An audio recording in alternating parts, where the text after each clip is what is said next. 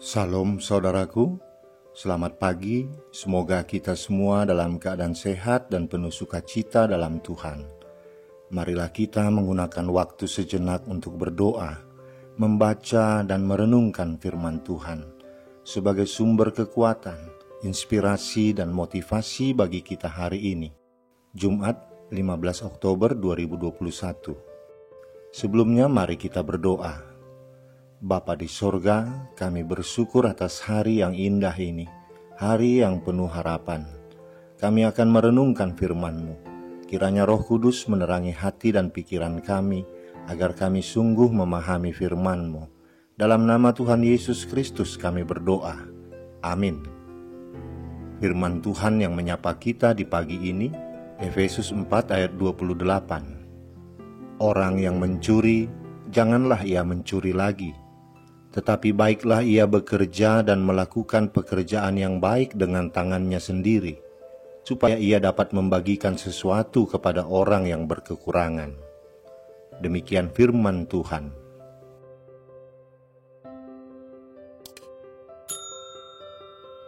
Saudaraku, untuk apa kita bekerja?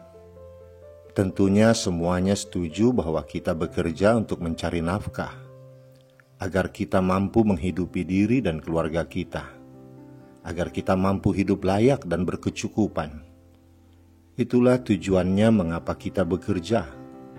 Walaupun ada banyak orang yang punya alasan berbeda, misalkan untuk menjadi kaya, untuk menjadi terhormat, dan lain sebagainya. Renungan hari ini dimulai dengan kalimat, orang yang mencuri, janganlah ia mencuri lagi. Rasanya bagian kalimat ini tidak perlu kita bahas panjang lebar, karena sejak awal pun Tuhan Allah telah melarang kita untuk mencuri dari siapapun dan milik siapapun. Kalau ada yang mengaku anak Tuhan, percaya kepada Yesus Kristus, tapi masih mencuri, entah itu mencuri hal-hal yang kecil seperti mencuri kue, sampai kepada hal yang paling besar seperti korupsi, itu jelas sekali keterlaluan, karena dia sudah menentang perintah Tuhan. Rasul Paulus dalam nas bacaan kita ini ingin mengingatkan bagaimana seharusnya sikap orang Kristen dalam memahami pekerjaan. Yang pertama, pekerjaan yang dilakukan haruslah pekerjaan yang baik, bukan pekerjaan yang membawa kita kepada dosa. Disebutkan tadi, orang yang mencuri, janganlah ia mencuri lagi. Yang kedua, pekerjaan itu dilakukan dengan profesional, dengan niat dan semangat untuk kemandirian hidup. Disebutkan tadi, tetapi baiklah ia bekerja dengan keras dan melakukan pekerjaan baik dengan tangannya sendiri. Yang ketiga, hasil dari pekerjaannya bukan semata bagi pemenuhan kebutuhan dirinya, melainkan harus dipandang sebagai modal dan sarana dari Tuhan untuk berbagi bagi sesama yang mengalami kekurangan. Inilah bukti bahwa kita mengasihi mereka. Disebutkan tadi, supaya ia dapat membagikan sesuatu kepada orang yang berkekurangan. Saudaraku, sekarang mari kita fokus pada kalimat terakhir dari ayat ini, supaya ia dapat membagikan sesuatu kepada orang yang berkekurangan. Di sini jelas Rasul Paulus menekankan satu lagi alasan kuat bagi kita untuk bekerja.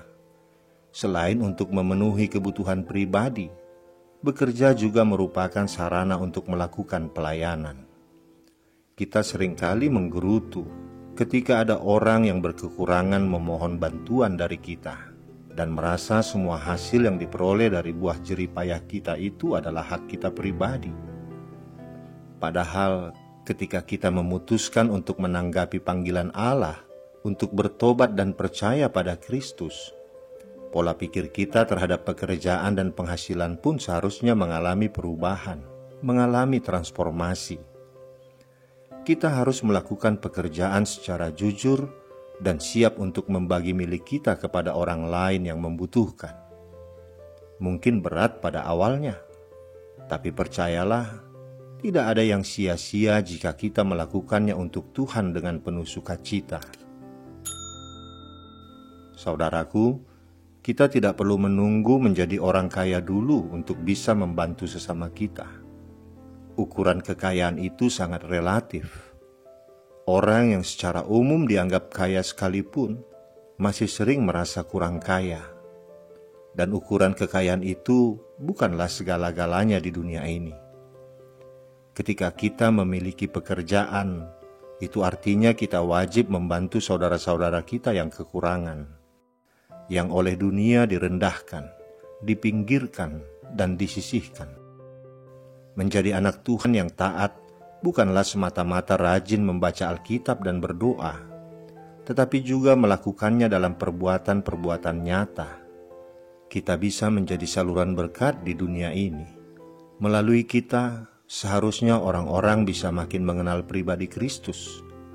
Siapkah kita menjadi wakil Tuhan untuk menjadi pelita dalam gelapnya kehidupan saudara-saudara kita? Kiranya Tuhan Allah memberi kita kekuatan untuk melakukan semuanya itu. Amin. Kita berdoa. Bapa di sorga, terima kasih Engkau cerahkan kami kembali akan makna pekerjaan yang kami miliki.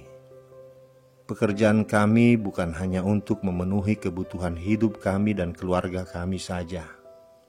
Melalui firman ini Engkau ingatkan kami, pekerjaan adalah juga pelayanan. Melalui pekerjaan dan penghasilan kami boleh menjadi saluran berkat-Mu Bapa, untuk membantu saudara-saudara kami yang berkekurangan, terlebih mereka yang tidak bisa bekerja oleh karena keadaan mereka. Kiranya melalui karya dan pekerjaan kami, nama-Mu semakin dimuliakan. Itulah yang Kau ingini kami lakukan. Oleh karena itu Bapa, berkati setiap pekerjaan dan pelayanan kami, agar kami semakin banyak lagi boleh membantu saudara-saudara kami yang berkekurangan. Di dalam nama anak-Mu Tuhan Yesus Kristus kami berdoa. Amin. Selamat beraktivitas saudaraku. Tuhan memberkati kita. Shalom.